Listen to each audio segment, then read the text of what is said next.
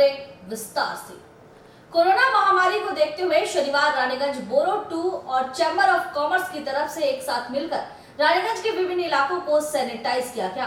बोरो 2 के एडमिनिस्ट्रेटर पुण्य शशि राय ने लोगों से मास्क और सैनिटाइजर का उपयोग करने की अपील की है। 2020 से शुरू हुई कोरोना महामारी 2021 में और भी विकराल रूप धारण कर चुकी है।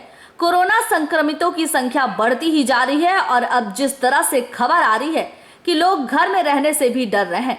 बार बार कहा जा रहा है कि लोग घर में भी मास्क लगा कर रखें, नहीं तो कोरोना होने का खतरा बढ़ सकता है। इस भयावह परिस्थिति को देखते हुए रानीगंज बोरो कार्यालय और चैम्बर ऑफ कॉमर्स के संयुक्त तत्वाधान में रानीगंज के विभिन्न क्षेत्रों में सैनिटाइज करने का काम किया गया। रानीगंज के बॉन्स प्लांट, तिलक रोड, मारवाड़ी पट्टी, चूड़ी पट्टी सहित विभिन्न इलाकों में गाड़ी के माध्यम से क्षेत्र को सैनिटाइज करने का काम किया गया। रानीगंज बोरो 2 के प्रशासक पुण्य शशि राय ने कहा कि कोरोना की दूसरी वेव बहुत ही घातक है। विशेषज्ञों की माने तो जैसे मास्क पहनना, सोशल डिस्टेंसिंग को मानना जरूरी है, उसी तरह से सैनिटाइजर का उपयोग भी आवश्यक है। पुण्य शशि राय ने रानीगंज वासियों से अपील की है कि वे लोग मास्क अवश्य लगाएं, साथ ही साफ सफाई पर भी खासा ध्यान दें। उन्होंने आगे कहा कि राज्य सरकार ने आंशिक लॉकडाउन आपकी सुविधा के लिए लगाया है, इसलिए बहुत जरूरी हो तभी घर से बाहर निकले, नहीं तो घर पर रहकर ही सुरक्षित रहें। इस दौरान बोरो 2 के चेयरमैन पुण्य शशि राय के अलावा रानीगंज चैम्बर ऑफ कॉमर्स के अध्यक्ष प्रदीप बाजोरिया, अरुण भरतिया, संजय बाजोरिया, दीपक जलान मुख्य रूप से उपस्थित थे।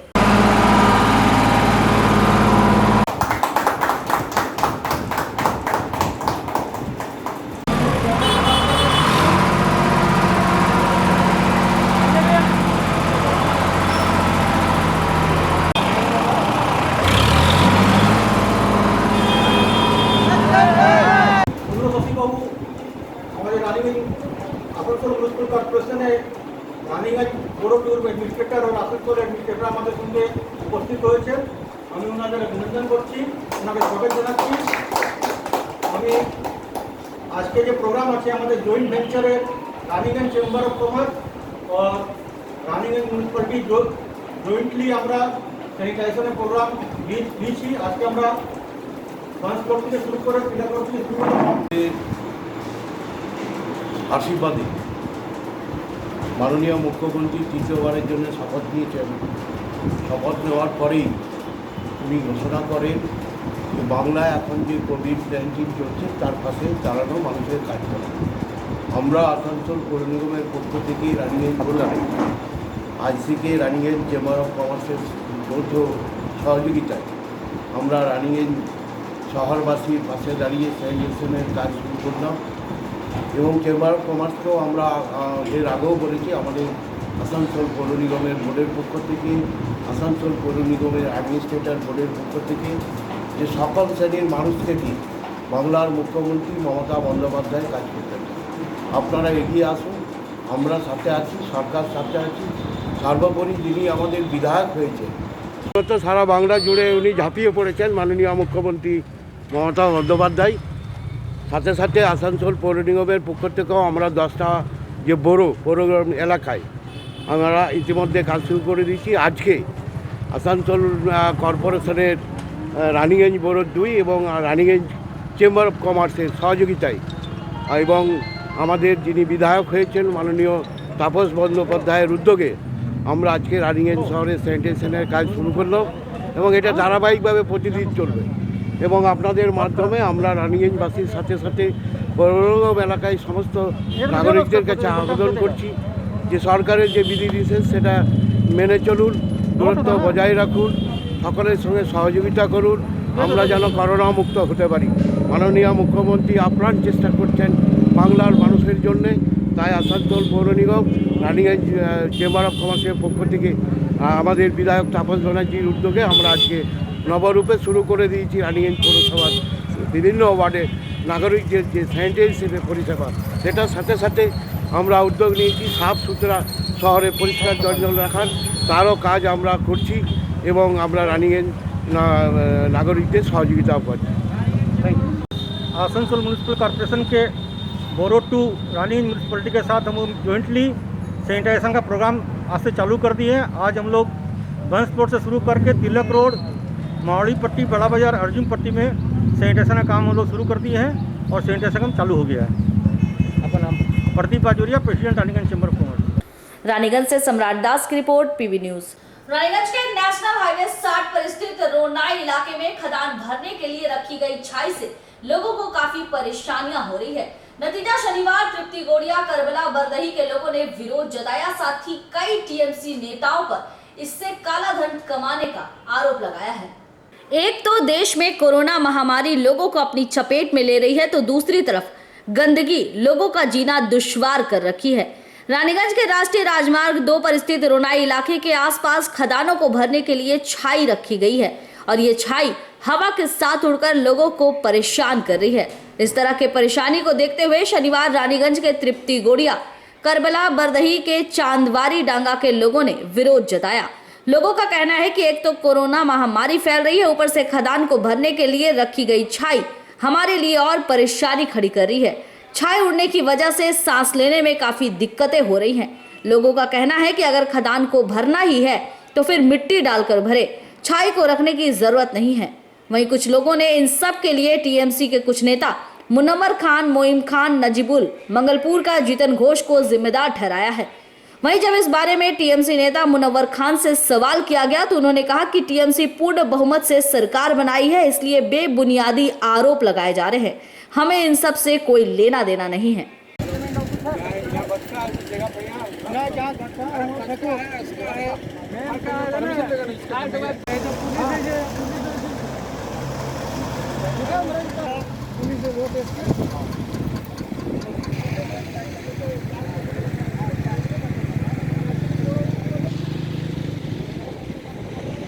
रुकेगा कि नहीं रुकेगा?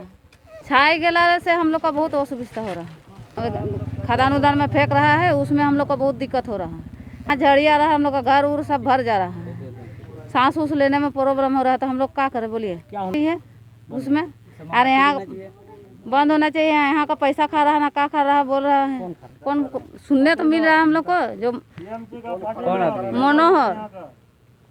मनोहर, मोइम खान, नजीबुल और मंगलपुर का जीतन घोष, किसका नाम है ना, जीतन बोले है, हमको नहीं पता। ये लोग मिल के सब काम कर वो लोग फेंका कर रहा है। हाँ, हम लोग का यहाँ का 10 गो लड़का गीस था तो बोला ऐसा केस देंगे, पुलिस में बोली ऐसा केस देंगे जो अंदर कर देंगे, तो सब घूम गई, क्या करेगा? क्या बात 2-3 दफे लड़का लोग गीस, लड़का लोग से बात में नहीं बंद होगी। पुलिस लोग बोल रहा है, बोला अंदर ऐसा केस देगा। मेरा नाम जमीला खातून। जगह क्या नाम है? Karbala road. छाई हुई ना, छाई फेंका, सब गर्दा उड़ जा रहा, पर जा रहा है सब। किसका परेशानी हो रहा है? और क्या गर्दा उड़ सब पर जा रहा है। छत्ता में कपड़ा उपड़ा पसारते सब गंदा हो जाता है, तो कैसे पसारेंगे? छत्ता पर पड़ा भरवा देंगे, माटी भरा। हाँ। छाई के बदले माटी का ही कर रहे हैं। हाँ, माटी भरवा दीजिए, रोबल भरवा दीजिए, सब कारखाना उरखाना वाला। छाई नहीं फेंकना है। कोरोना हो रहा है चारों तरफ से कि क्या आदमी सब मर रहा है और गर्दा खपड़ा उपड़ा में सब बैठ जा रहा है। क्या मतलब आप लोग क्या चाहते हैं डस्ट को लेके? जो डस्ट नहीं गिराना चाहिए, बंद करना। क्या प्रॉब्लम हो रहा है आप लोगों को? धूरा गंदा सब घर में लगता है, नहीं खाना पीना जुलूम हो रहता है, कपड़ा लत्ता सब पसारते हैं। हम लोग का तो टाली का घर है, एकदम और दुश्वार हो जाता है। जिसका ढलाई है उसका भी दिक्कत है, टाली है उसका भी दिक्कत। को तो मालूम नहीं है कौन फेंका रहा है, लेकिन यहाँ भरा रहा है सब, वो हम खाली देखते हैं लेकिन चिंते नहीं है हम सब। क्या होना नहीं भरा, 4-5 करोना के तो होबे करेगा। এটা দেখুন পয়লা উঠেছিল, পয়লা ওঠানোর পরে আমাদের ওপর থেকে অর্ডার দেয়, বড়বাবু বলেছেন যে যেগুলা যেগুলা খাদানগুলো হয়েছে সেই খাদানগুলো আপনারা ডোবাগুলো ভরে দেবেন এবং যেগুলা যেগুলা যেগুলা যেগুলা ফাটাফুটি আছে সেগুলা দিয়ে ফেলে নেবেন। এখানে দাবি তো এখানে যেখানে ছাইটা ফেলে চলে যাচ্ছে গ্রামবাসী, ভালো জায়গাতে তো ফেলছে, এই গাছ তো উড়ে যাচ্ছে তাদের দাবি। সেটা যাচ্ছে। হ্যাঁ, তো সেটা করতে বলেছে আপনাদের এরকম এখানে বড়বাবু বলেছেন, বড়বাবু একটা কাগজ লিস্ট দিয়েছিলেন এবং আমাদের যে নাইট ইনচার্জ আছেন ওনাকে দেখেছিলেন। বড়বাবু যেখানে সেখানে এরকম ফেলে না, ওইখানে তো বলেনি। আমি তো এখনও বলছি আমাদের ওরকম নিয়ম নেই, যেখানে যেখানে দেখাবে সেই সব জায়গাগুলোই ফেলানো হয়। হ্যাঁ, তার সাথে হ্যাঁ যে জায়গাটা হয়েছে সেই ঘটনাটা বলেছে যে জিতেন দাওকেও নিয়ে এসেছিলো, যেহেতু ইয়েতে আছে তো বটে, তো বললো যে তুমি জায়গাটা দেখিয়ে নাও আর এই দেখে জায়গাগুলো দেখিয়ে দেবেন। হ্যাঁ, যে এইগুলো যেগুলো যেখানে গর্ত ডাবা ডুবি আছে, হ্যাঁ এগুলো খাদ ঘষে গেছে, সেগুলোতে যেন তোমরা ছাইগুলো ফেলবে।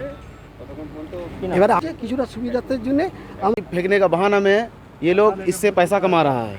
ये जो एक एक डंपर का छाई है इसका कीमत मिलता है। और यहाँ का जो लोकल नेता है, अपना को कथा कथित टीएमसी का नेता बताते हैं, ये लोग मिल के पैसा खा रहे हैं।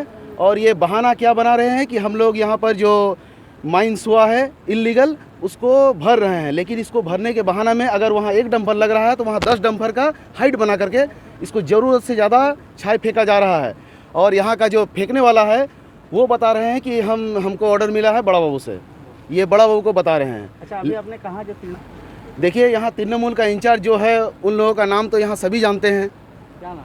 उनमें से कुछ का नाम है, जैसे है लाला नाम है उनका, मनवार खान, और उसके साथ हैं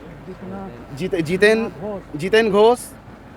इस तरह के और भी इन लोगों के साथ जो मिले हुए नेता हैं यही लोग हैं। अब ये लोग बताएंगे कि ये लोग कर रहे हैं, नहीं कर रहे हैं, या क्यों कर रहे हैं। अगर कर रहे हैं तो अगर छाई, ये जो छाई है ये सूखने के बाद इतना डस्ट बनाता है कि हमारे घरों तक पहुंच जा रही है। अगर यही है कि इसको बंद होना चाहिए, यही तरह से बंद होना चाहिए। देखिए जो जहाँ फेंकने का था वहाँ हो चुका, उससे भी ज़्यादा फेंका जा चुका है। यहाँ साइड में कब्रिस्तान है। यहाँ पे जो आदमी है उनका कहना है कि जगह-जगह डंप करने का यही कारण है कि बाद में गाड़ी में ठेल के लेके जाएगा एक प्रोसेस से, उनका कहना है वो। हाँ देखिए, ये लोग कहते बहुत कुछ हैं। इससे पहले कब्रिस्तान के पास यहाँ रोनाई करबला जिसको बोला जाता है, उसके पास इन लोगों ने कम से कम 20 फुट हाइट कर दिया है ज़मीन से। अब बताइए, वो 60 फुट नीचे था और 30 फुट ऊपर में हाइट कर दिया है। इतना ज़्यादा डस्ट उड़ रहा है कि अगर जनाजा का नमाज वहाँ पढ़ाई जा रहा है तो उसमें भी डस्ट आकर के लोगों के मुंह पर, चेहरे पर आ रहा है, भर जा रहा है। कहाँ छाई गिर रहा, कहाँ गिर रहा, हमको तो इसका बारे में कुछ खबर नहीं है। अभी देखिए कहाँ क्या गिर रहा, कहाँ क्या कर रहा है, इस सब से हम लोग कोई जड़ित नहीं है। कोई नाम बोल सकता है। अभी हम लोग फुल बहुमत से आए हैं। जो है ऐसे भी हम लोग स्थानीय नेता हैं, हम हैं और भी है 2-3, तो हम लोग नेता हैं। हम लोग नेता का काम करना है ना। ये छाई कहाँ गिर रहा, बालू कहाँ गिर रहा, इसका हम लोग ठिका लिया। वो लोग, हम लोग बड़ी बहुमत से आया है। यहाँ सुपरा साफ है बीजेपी का, CPM का, इसलिए ये सब इनलीगल हम लोगों ऊपर लगा रहा, झूठ मूठ का, ये सब बेबुनियादी बात है। हम लोग कहीं से कोई जड़ित नहीं है तो साबुत करें। जो बोला है उनको मेरा पास लेकर आए, वो थाना में मेरा नाम में कंप्लेन करे, जाके वो बंद करे। जब बंद करेगा तो पता चलेगा है कौन इसमें जुड़ित है कौन नहीं है। ये हम लोग को प्रशासन से आगे थे, प्रशासन में जाकर कंप्लेन करें, उसको बंद करें। हम लोग ये बेबुनियाद है। ये इससे कोई मतलब नहीं है मेरा या मेरा पार्टी का जितना कार्यकर्ता है, इससे कोई जुड़ित नहीं है। ये बेबुनियाद बात है। ये जो हमारा भारी मौत से जीत हुआ है, इसी के लिए ये लोग खपा हो गया, हम पर इल्जाम लगा रहा है। क्या बदनाम करने में लोग? हाँ, ये बदनाम करने का पूरा साजिश है, जानबूझ। ये कुछ के दिन आगे थोड़ा सा झमेला भी हुआ था गांव का, उसी का ये सब बदला लेने का कारण है, हमको लग रहा है। मनोवर खान, रानीगंज से सम्राट दास की रिपोर्ट, PB न्यूज। मुस्लिम संप्रदाय का प्रमुख त्योहार ईद अब कुछ ही दिनों में दस्तक देने वाला है, जिसे लेकर तैयारियां तो चल रही है, लेकिन कोरोना महामारी ने इसकी चमक फीकी जरूर कर दी है। शनिवार रानीगंज पब्लिक लाइब्रेरी में थाने के अधिकारी, नगर निगम अधिकारी और इमाम मौलाना के बीच शांति बैठक की गई। भारतवर्ष में अनेकों धर्म के लोग एक साथ मिलकर बड़े प्यार से रहते हैं, उनके साथ अपने सुख दुख भी बांटते हैं। पर पिछले साल से दस्तक दी कोरोना वायरस ने लोगों के बीच दूरी ला दी है। ना तो लोग एक दूसरे से अब मिलते हैं और ना ही एक साथ त्योहार मनाते हैं। कुछ ही दिनों में मुस्लिम समुदाय का पवित्र त्योहार ईद है और एक बार फिर से कोरोना की बढ़ती लहर ने इसकी चमक फीकी कर दी है। शनिवार रानीगंज के पब्लिक लाइब्रेरी में रानीगंज थाने की तरफ से एक शांति बैठक का आयोजन किया गया। इस बैठक में रानीगंज थाने के तमाम अधिकारी, आसनसोल नगर निगम के सभी अधिकारी और इलाके के इमाम मौलाना मौजूद थे। बैठक में सरकारी दिशा निर्देशों को सामने रख उसका पालन करने की बात कही गई। बैठक में उपस्थित इमाम और मौलाना ने कहा कि कोरोना को देखते हुए एहतियात बरतने की सबसे ज्यादा जरूरत है। कोरोना काल में लोग अपने घरों में रहें और पर्व को अपनों के बीच ही मनाएं, ताकि कोरोना संक्रमण को रोका जा सके। अस्सलामु अलैकुम व रहमतुल्लाहि व बरकातुहू। अभी यहाँ पर तमाम लोग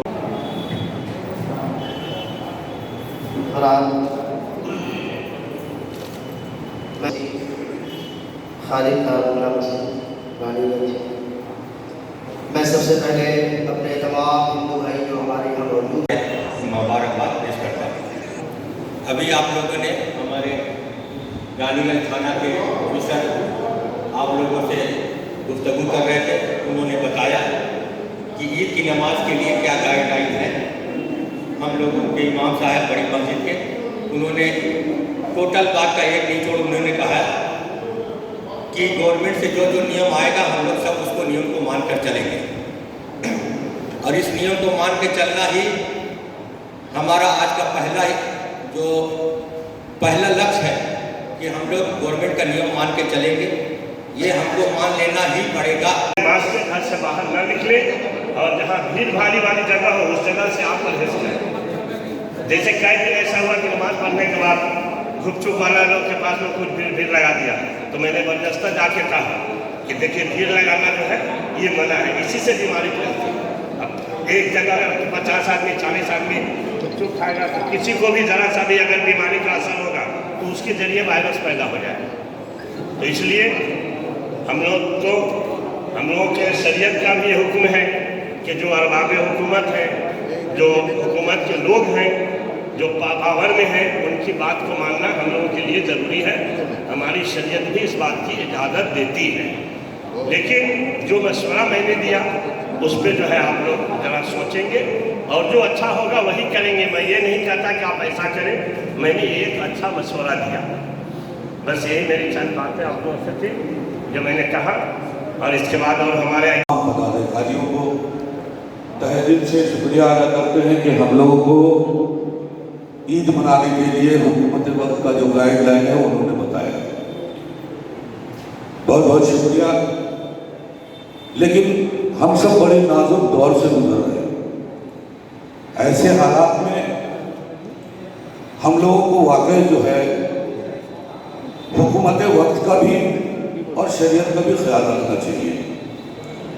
मेरी एक इल्तिजा ये होगी रानीगंज के तमाम आमाए हजरात से कि हर मस्जिद में नमाजें 2-3 करके पढ़ाएं तो ज़्यादा बेहतर हो। ऐसे इंतजाम करने की कोशिश करें। शरीयत के बारे में ज़्यादा जानकारी तो है नहीं, लेकिन अभी हमारे मस्जिद के हुसैन नगर की मस्जिद के इमाम साहब ने बताया कि ईद की नमाज एक इमाम एक बार ही पढ़ा सकते हैं। दूसरी कि 50 का जो तादाद है ये काफ़ी कम है, क्योंकि ईद के वक्त में भीड़ भाड़ ज़्यादा होती है। तो अपने अपने इलाके के जो कारकुन हैं, अपने अपने इलाके के जो लोग हैं, जो नौजवान तबका है वो खड़ा हुए और सोशल डिस्टेंस, मास्क, इसकी जो है कमियों को पूरा करके 100 के करीब इसका ख्याल रखने के लिए हम नौजवानों को, जो हमारे नौजवान बच्चे हैं, इसका एक छोटा जो है तमाम मस्जिद में जो है वॉलंटियर के तौर पे रखा गया। दूसरी बात, मैं अपने मेजो बाबू से एक प्रार्थना करना चाहते हैं, एक रिक्वेस्ट है। इस ईद को हल्के में लेने की जरूरत नहीं है। हमारा रानीगंज बड़ा चाक चौबंद है, हमारा एडमिनिस्ट्रेटर बहुत ही मुस्तहकम और मजबूत है। उन्होंने ऐसे पुरअशूब माहौल में जब इलेक्शन हो रहा था तो बड़े। रानीगंज से सम्राट दास की रिपोर्ट, पीबी न्यूज।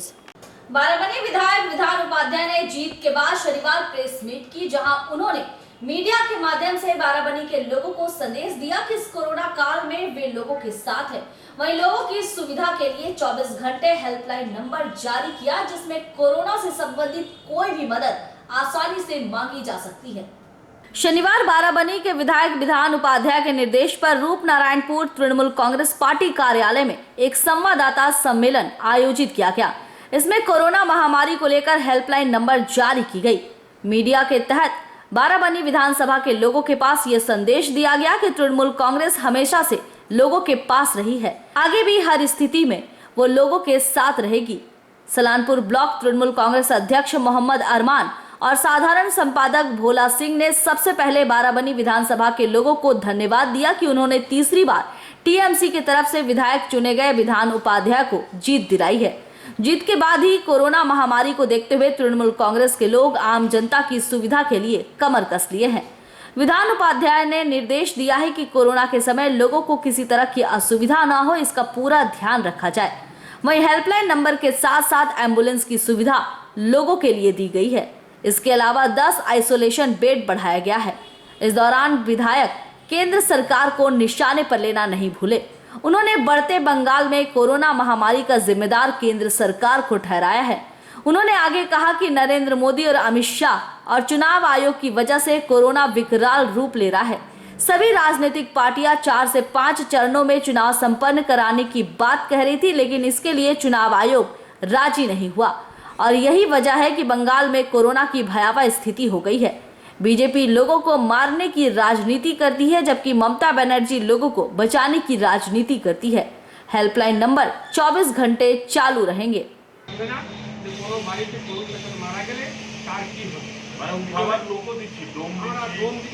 ড্রাইভার গাড়ি সবটাই ফেসিলিটি থাকবে হসপিটালে।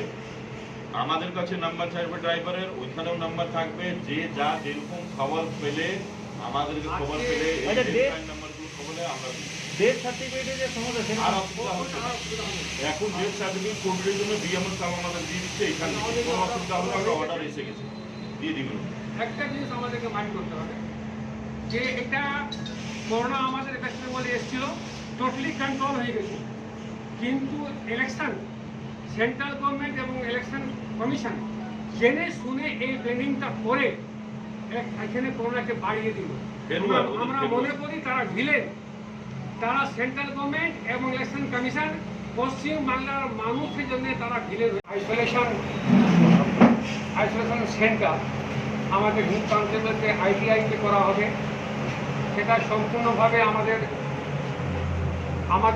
সরকারি সহযোগিতা এবং দলের পক্ষ থেকে আমাদের মাননীয় বিধায়কের সহযোগিতা।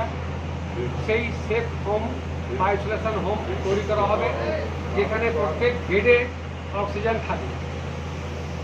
নাম্বার 2 হলো যে করোনা চলাকালীন মানুষের মধ্যে একটা আতঙ্ক আছে, একটা ভয় আছে, মানুষ একটু দিশাহারা হয়ে গেছে। তাই সকলের কাছে আমাদের অনুরোধ রইল যে আপনারা দিশাহারা হবেন না, ঘবড়াবেন, চিন্তা করবেন না। আমাদের প্রশাসন, আমাদের সরকার অনেক রকমের স্টেপ নিচ্ছে, যেমন ভ্যাকসিনের কাজ চলছে। প্রত্যেক ডে 150 থেকে 200 লোককে ভ্যাকসিন দেওয়া হচ্ছে, একবারে লাইন করে ভ্যাকসিন দেওয়া হচ্ছে। আমাদের কোভিড যে ছিল মানে টেস্ট আর কি, সেটাও মাঝখানে একটু ড্রপ হয়েছিল, আবার সোমবার থেকে সেটা চালু হবে, এটা কন্টিনিউ চলবে। আমাদের দলের পক্ষ থেকে কতগুলো আমরা হেল্পলাইন রিলিজ করব।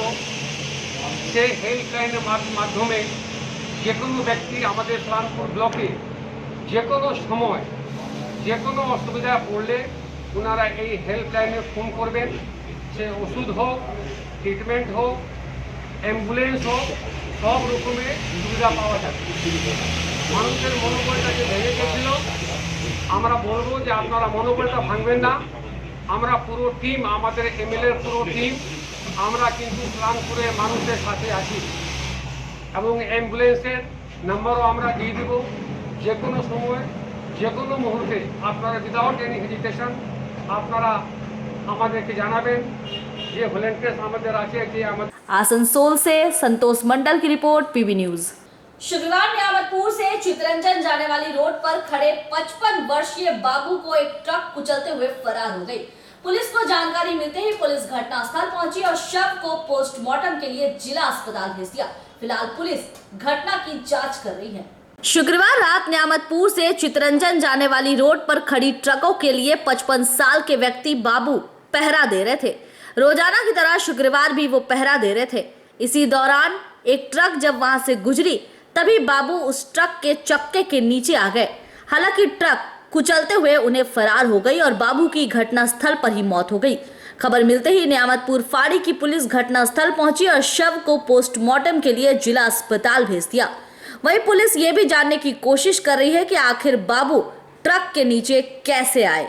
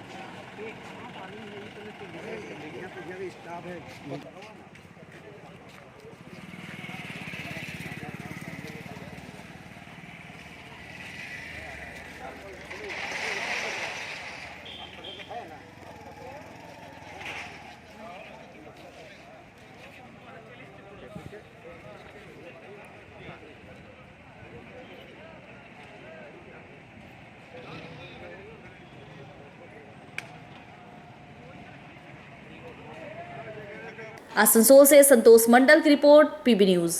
कोरोना को लेकर राज्य सरकार ने एडवाइजरी जारी की है, लेकिन इसके बावजूद भी कोई नियम मानने को तैयार नहीं हो रहा। बांकुड़ा पुलिस ने शनिवार अभियान चलाते हुए विभिन्न बाजारों का निरीक्षण कर खुले दुकानों को बंद करवाया। कोरोना ने अपनी रफ्तार पकड़ ली है। रोजाना कोरोना संक्रमितों को लेकर मरने वालों की संख्या में इजाफा हो रहा है, लेकिन लोग हैं कि सुनने को तैयार नहीं। राज्य में भी मुख्यमंत्री ने आंशिक लॉकडाउन लगा दिया है, पर इसके बावजूद भी लोग समय सीमा को नहीं मान रहे हैं। बांकुड़ा शहर के मचान तल्ला, चक बाजार सहित रानीगंज मोड़ के विभिन्न इलाकों में पुलिस कड़ी नजरदारी चला रही है। राज्य सरकार ने आम जनता की सुरक्षा के लिए बाजार सुबह 7 बजे से 10 बजे तक और शाम 5 बजे से 7 बजे तक खोलने का आदेश दिया है। बाजार पहुंची बांकुड़ा पुलिस ने देखा कि सुबह 10 बजे के बाद भी व्यवसायी अपना दुकान खुले रखे हैं। इसके बाद अभियान चला रही पुलिस ने खुले हुए दुकानों को सरकारी निर्देश के अनुसार बंद करवाया। साथ ही दुकानदारों को सख्त निर्देश दिया कि वो सरकारी नियमों का पालन करें, नहीं तो उन पर कार्रवाई की जाएगी।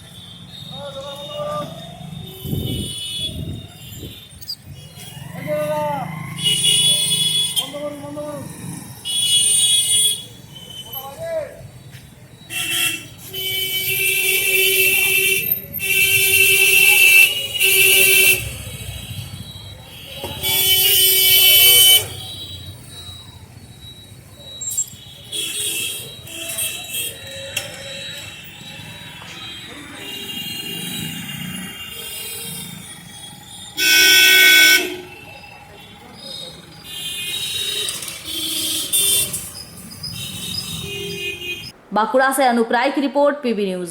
विधानसभा चुनाव के बाद से जारी हिंसा को लेकर दुर्गापुर पश्चिम से विधायक लखन घोरोई ने थाने में लिखित शिकायत दर्ज करवाई है। लखन घोरोई का आरोप है कि टीएमसी के कर्मी भाजपा कर्मियों के साथ मारपीट कर रहे हैं और पुलिस मूक दर्शक बनकर सिर्फ तमाशा देख रही है। विधानसभा चुनाव के नतीजे घोषित होने के बाद से ही राज्य भर में हिंसा की घटनाएं हो रही है। इसे देखते हुए शनिवार की सुबह दुर्गापुर पश्चिम से भाजपा विधायक लखन घोरोई अपने समर्थकों के साथ दुर्गापुर थाने पहुंचे और विरोध प्रदर्शन करते हुए थाना प्रभारी को ज्ञापन पत्र सौंपा। और बाहर निकलकर कहा कि चुनाव की घोषणा होने के बाद से ही राज्य में शासक दल के द्वारा हिंसा की घटनाओं को अंजाम दिया जा रहा है। तृणमूल के कार्यकर्ता भाजपा के कार्यकर्ताओं के घरों में घुसकर पिटाई कर, तोड़फोड़ कर लोगों को जान से मारने की धमकी दे रहे हैं। महिलाओं को बेधड़क पीटा जा रहा है। इसके साथ ही घर में आग लगा दी जा रही है, गाड़ियां जलाई दी जा रही है, साइकिल में तोड़फोड़ की जा रही है, सामान को लूटा जा रहा है। उन्होंने कहा कि पुलिस भी सब कुछ देख रही है, लेकिन फिर भी चुपचाप बैठी हुई है। अगर पुलिस कार्रवाई नहीं करती है तो मजबूरन हम लोगों को बृहत्तम आंदोलन करना होगा। हम लोग रोड अवरोध करेंगे, जगह जगह प्रदर्शन करेंगे। इस मौके पर उपस्थित भाजपा कार्यकर्ताओं ने कहा कि पुलिस की मौजूदगी में ही टीएमसी कार्यकर्ता हमें पीट रहे हैं और पुलिस मूक दर्शक बनकर सिर्फ देख रही है। বিজেপির কর্মীদের বাড়ি লুট করা হচ্ছে, কার স্বার্থে? অপদার্থ তৃণমূল সরকার জবাব দাও।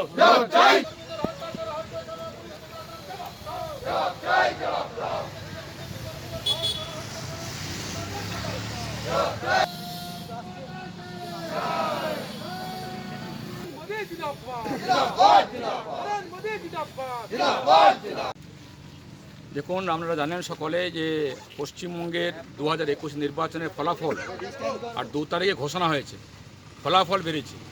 তারপর থেকে সারা বাংলা জুড়ে যেভাবে তৃণমূলের গুন্ডা বাহিনী, লুঙ্গিধারী কিছু মস্তান, তারা বাড়ি বাড়ি গিয়ে বাড়িতে আক্রমণ করছে, পাটে বীজ ভাঙচুর করছে, বাড়িতে আগুন জ্বালাচ্ছে, মহিলাদের ঘর থেকে বার করে নিয়ে এসে বেধড়ক মারা হচ্ছে, বাচ্চারা বাদ যাচ্ছে না, বয়স্করা বাদ যাচ্ছে না। এবং শুধু তাই নয়, বাড়িতে মোটরসাইকেল, সাইকেল, সোনাদানা, আলমারি, বিছানা, জামা কাপড় যা যা আছে লুট করে নিয়ে চলে যাচ্ছে। আমি বারবার পুলিশকে অনুরোধ করেছি, অনুরোধ করার পরেও দুর্গাপুরের সন্ত্রাস কমেনি। আমাদের এখানে ধোবিঘাট, আমাদের এমএমসি B2 টাউনশিপ এবং 14 নম্বর ওয়ার্ড, 22 নম্বর ওয়ার্ড, 30 নম্বর ওয়ার্ড, সারা দুর্গাপুর জুড়ে, সারা বাংলা জুড়ে সন্ত্রাস চলছে। এখনও বারবার বলার পরেও এখনও কিন্তু তার থামেনি। আমি পুলিশকে বলেছিলাম, 2 দিন আগের ভিডিও করেছিলাম, তৃণমূল কংগ্রেসকে বলেছিলাম, অনুরোধ করেছিলাম তৃণমূল নেতৃত্বকে যে আপনারা সন্ত্রাস বন্ধ করুন, খুন খারাপি বন্ধ করুন, অত্যাচার বন্ধ করুন। রিকোয়েস্ট করার পরেও না পুলিশ না তৃণমূল কংগ্রেস পক্ষ থেকে কোনো উদ্যোগ নেওয়া হয়েছে।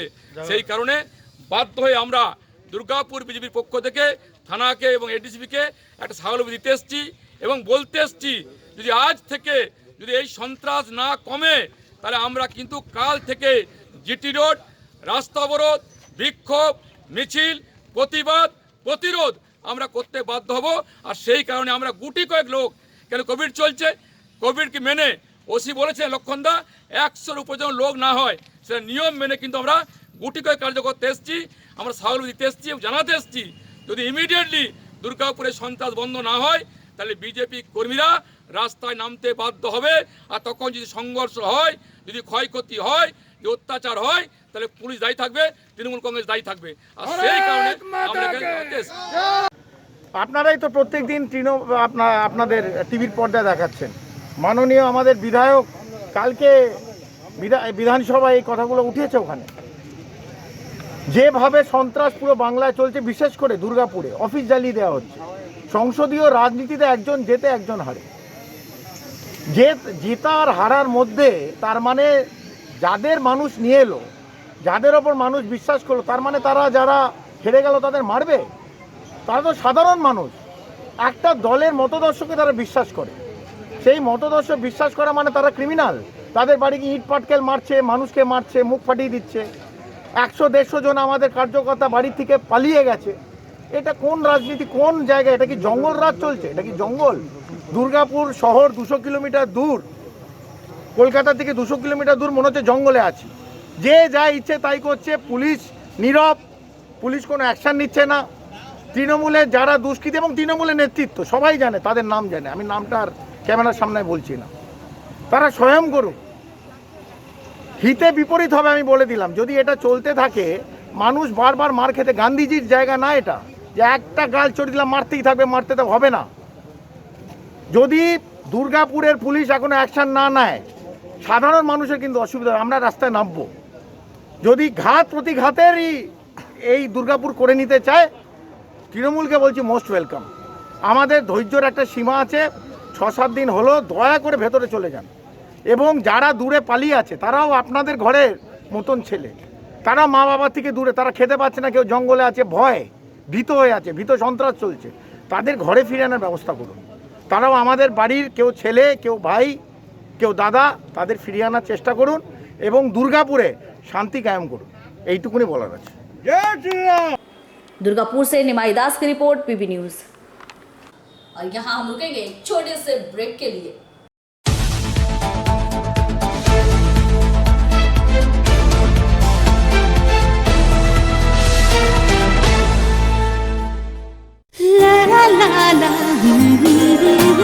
রান্নাঘরের আমি রানী, আসল গুঁড়ো মশলাটা জানি, স্বাদে সুস্বাদু অল্প একটুতেই রান্নায় জাদু, সুগন্ধ সুরুচির বাহারে মনপসন্দ আহারে। মনপসন্দ গোটা ও গুঁড়ো মশলা ঠিক মনে।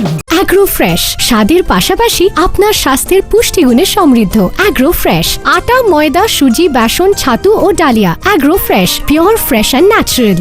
आपके बेहतर स्वास्थ्य के लिए global diagnostic and health care inspiring better health global लाया है आपके स्वास्थ्य चेकअप पैकेज, जहां उचित मूल्य में आपके पूरे शरीर की जांच की जाएगी। हमारे यहाँ ग्लोबल जनरल हेल्थ चेकअप मात्र 2,799 रुपए में, ग्लोबल कार्डियक हेल्थ चेकअप मात्र 3,799 रुपए में, ग्लोबल फुल बॉडी चेकअप मात्र 3,899 रुपए में, ग्लोबल वेल वुमेन चेकअप मात्र 1,999 रुपए में।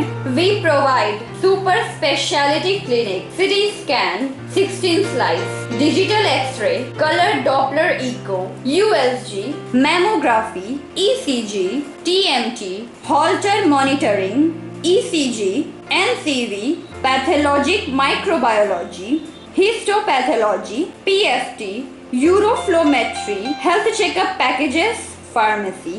Our address: Global Diagnostics and Healthcare, inspiring better health. 101 by NSB Road, Post Siarsol, Raniganj, 713358, District Bardhaman.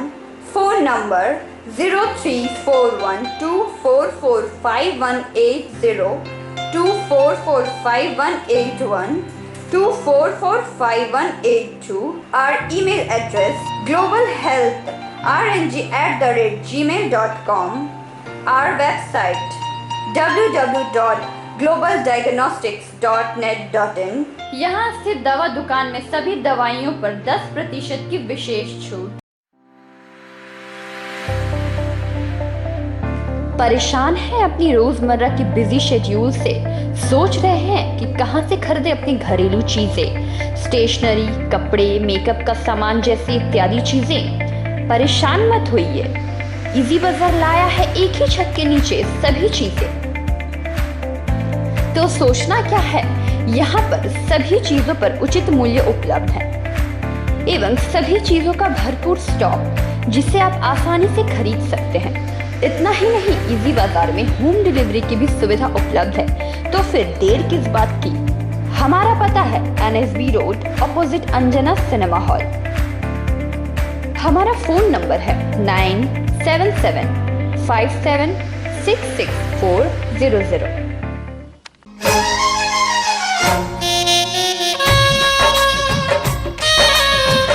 আসছে পুজো, আসছে খুশির লহর, তা কি পরবেন নিয়ে মাথায় চিন্তার ভাঁজ। আর চিন্তা নয়, কৈলাঞ্চলের সুপ্রসিদ্ধ লীলাবতী। এখানে আপনি পাবেন কাপড়ের বিভিন্ন কালেকশন, মহিলাদের জন্য আকর্ষণীয় sari, churidar, kurti, leggings, top, jeggings, বাচ্চাদের জন্য বিভিন্ন কালেকশন, পুরুষদের জন্য pant, shirt, jeans, T shirt. তো আজই আসুন লীলাবতী, NSB রোড, রানীগঞ্জ।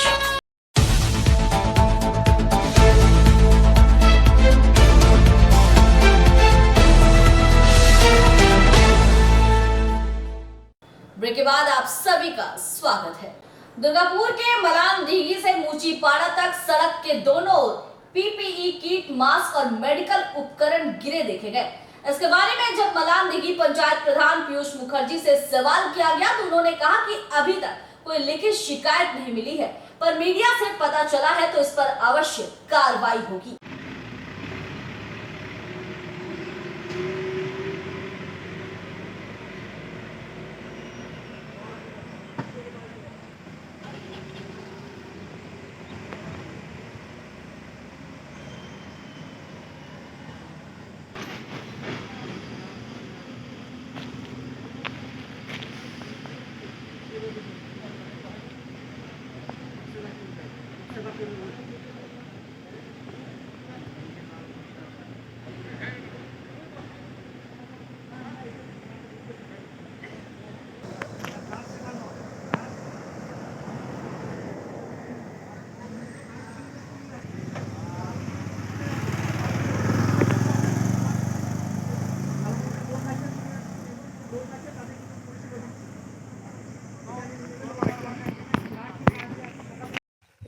মুহূর্তে আমাদের কাছে সেরকম কোনো নেই, যেহেতু আপনাদের মাধ্যমে আমরা খবর পেয়েছি এই ব্যাপারে আমরা সজাগ দৃষ্টি রাখবো। আমরা সেই কর্তৃপক্ষের সঙ্গে কথা বলবো, যদি সেইভাবে কোনো হয় ব্যবস্থা অবশ্যই নেওয়া হবে।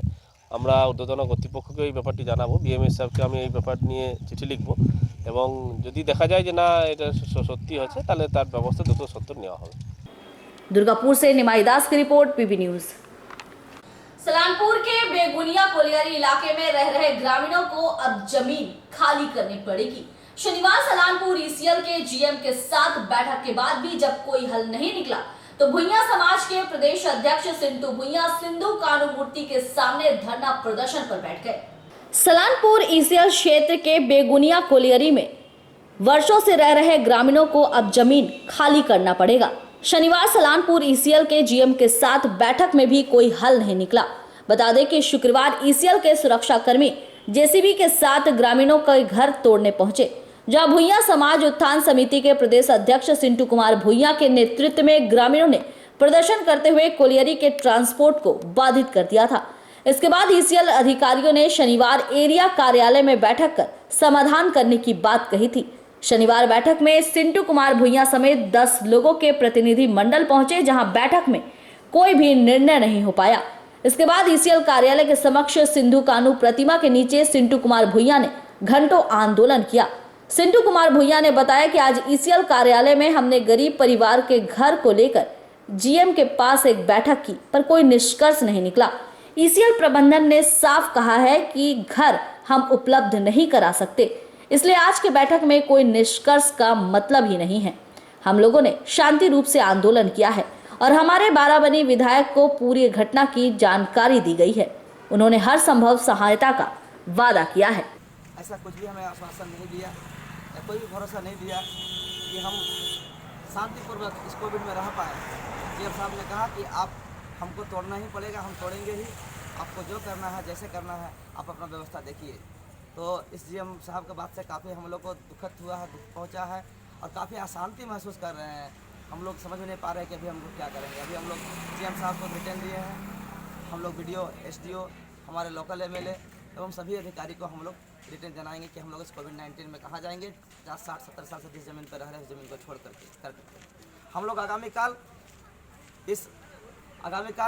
इसके प्रतिवाद में जो 4-5 दिन से चल रहे बेगुनिया कोलियारी गोरंडी बेगुनिया कोलियारी के अंतर्गत सलानपुर एरिया के अंतर्गत में जो गरीबों के घर तोड़ने की मुहिम चल रही है, उसका प्रतिवाद के लिए हम लोग रणनीति बनाएंगे और आगामी काल हम लोग मजबूती से लड़ेंगे। हमें अगर ये मैनेजमेंट चाहता कि हम अपने कोविड-19 में संघर्ष करके लड़ाई करके अपने प्राण को अगर हमको देना हो तो हम लोग अपना प्राण दे करके भी हम लड़ाई को लड़ेंगे, क्योंकि ये तिलका मांझी की धरती है, ये सिद्धू कान्हू की धरती है, ये बाबा भीमराव अम्बेडकर की धरती है, ये बाबा दशरथ मांझी की धरती है। यही क्या करके इस देश के मूल्य निवासियों के लिए, इस भारतवासियों के लिए, आज उसी मूल्य निवासी भारतवासी के लिए रहने के लिए एक बीता जमीन के लिए, अपने सर छिपाने के जमीन के लिए सभी प्रशासनों से भीख मांगने की गुहार लगाया पड़ना पड़ रहा है। अपनी बीवी बच्चों को लेकर कोविड में रहने के लिए जगह स्थान खोज रहा है। मैं पुनः बाबा तिलका मांझी, सिद्धू कानू, बिरसा मुंडा, बाबा अम्बेडकर के प्रतिमाओं पर जा करके उनके ऊपर धरना कर करके हम लोग अपने बीवी बच्चा को, अपने बच्चों को छत छिपाने के लिए, एक झोपड़ी के लिए हम लोग डिमांड कर रहे हैं कि हमारे झोपड़ी को तोड़ने से पहले हमें झोपड़ी मुहैया कराई जाए। धन्यवाद। आसनसोल से संतोष कुमार मंडल की रिपोर्ट, पीबी न्यूज। और इस बुलेटिन में फिलहाल इतना ही। आप देखते रहिए पीबी न्यूज। नमस्कार।